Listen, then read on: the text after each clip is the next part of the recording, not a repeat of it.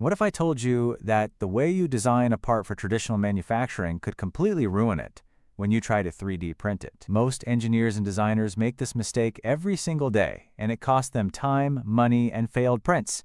Today, we're going to fix that. Welcome back. In this video, you're going to learn exactly how to design parts specifically for additive manufacturing.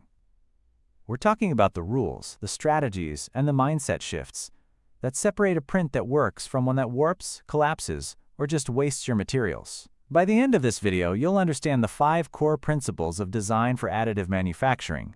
And trust me, once you see these, you'll never look at a 3D model the same way again. Let's get into it. Section 1. Why traditional design rules don't apply. Here's something that surprises a lot of people.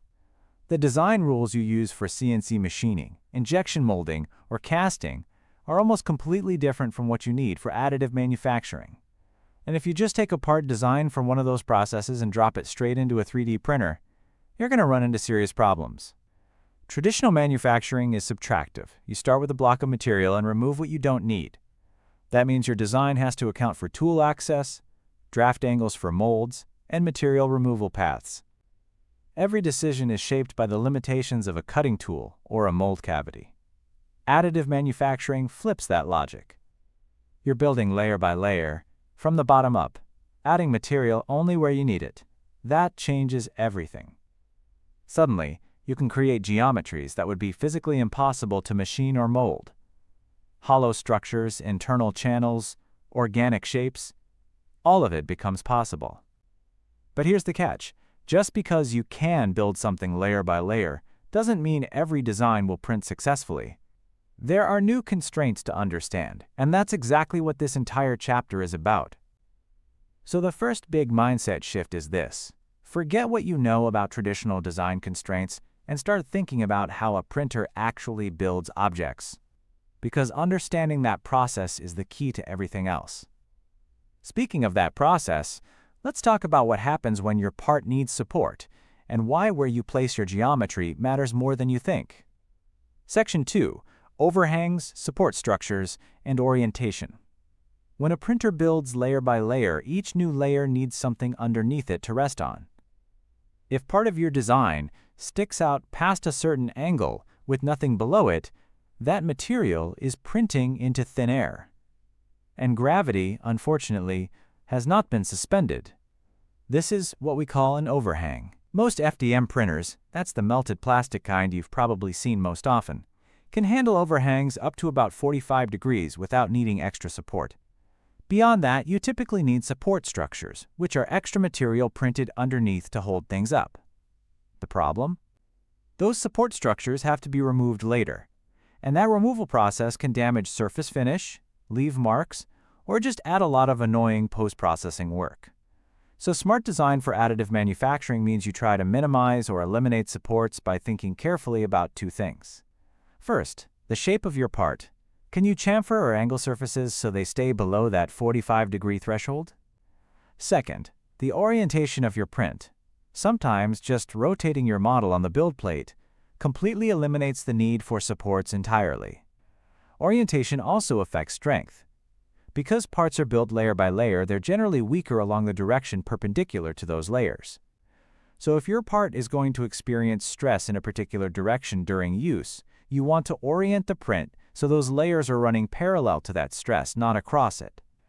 This sounds simple, but getting orientation and overhang design right can mean the difference between a print that succeeds on the first try and one that fails halfway through. And there's something even more fundamental we haven't talked about yet. What about the inside of your part? Section 3. Wall thickness and infill strategies. One of the most powerful advantages of additive manufacturing is that you can control what happens inside your part, not just on the outside.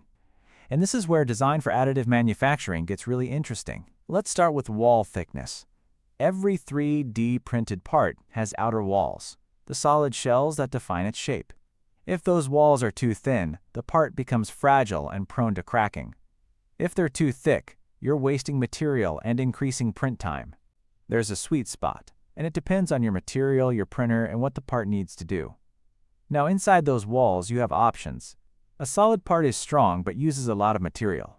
Instead, most printers use what's called infill, an internal pattern, like a grid or honeycomb, that gives the part strength while dramatically reducing material use. Different infill patterns offer different strength-to-weight ratios. Gyroid patterns, for example, perform surprisingly well under multidirectional stress and have even found applications in aerospace components. The key design principle here is to use material only where it needs to be. This connects to a broader concept called topology optimization, where you use software to calculate exactly where material is structurally necessary and remove everything else.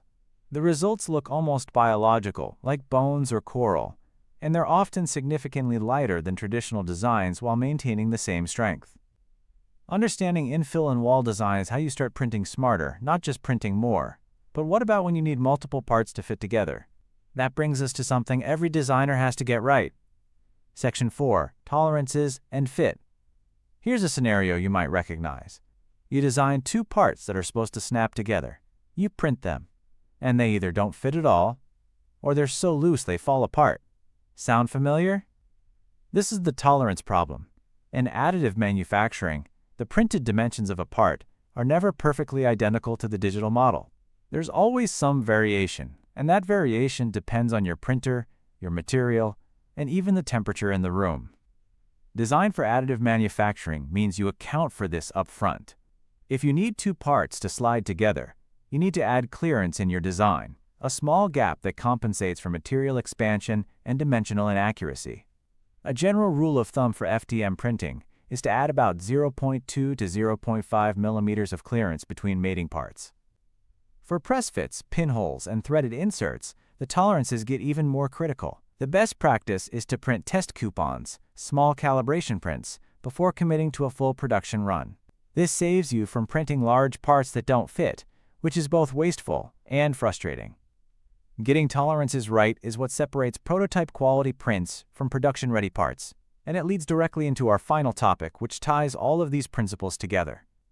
Section 5, Designing for Function and Post-Processing. Here's the last piece of the puzzle. Designing for additive manufacturing isn't just about getting the part to print successfully. It's about designing with the end use and the finishing process in mind from the very beginning. Post-processing can include sanding, painting, chemical smoothing, heat treatment, or even machining certain critical surfaces. If you know a surface needs to be machined afterward, you can add extra material, called machining stock, to that area intentionally in your design. If you know the part will be sanded, you can design in smoother surfaces where appearances matter and save complexity for areas that won't be seen. Functional design also means thinking about assembly. Can you reduce part count by combining multiple components into a single printed part? This is one of additive manufacturing's greatest strengths. What might have required 5 separate parts in traditional manufacturing can often be printed as one, eliminating assembly time and potential failure points. The best design for additive manufacturing always starts with a question: what does this part need to do, and what's the simplest, most efficient way to print it so that it does exactly that? When you bring together the right orientation, smart support strategies, optimized wall thickness and infill, proper tolerances, and post-processing awareness, you're not just 3D printing. You're manufacturing with intention. And that's the whole point of design for additive manufacturing. It's not a set of restrictions. It's a toolkit that lets you build things that were never possible before, as long as you play by the right rules. If this video helped you understand those rules a little better, do me a favor and hit that like button. It genuinely helps this channel reach more engineers, students, and designers who are trying to figure this stuff out. And if you're working through the Additive Manufacturing Essentials textbook, subscribe right now because we're going chapter by chapter through the whole thing. Drop a comment below with one question you have about designing for 3D printing. I read every single one, and your question might become the next video topic. I'll see you in the next one.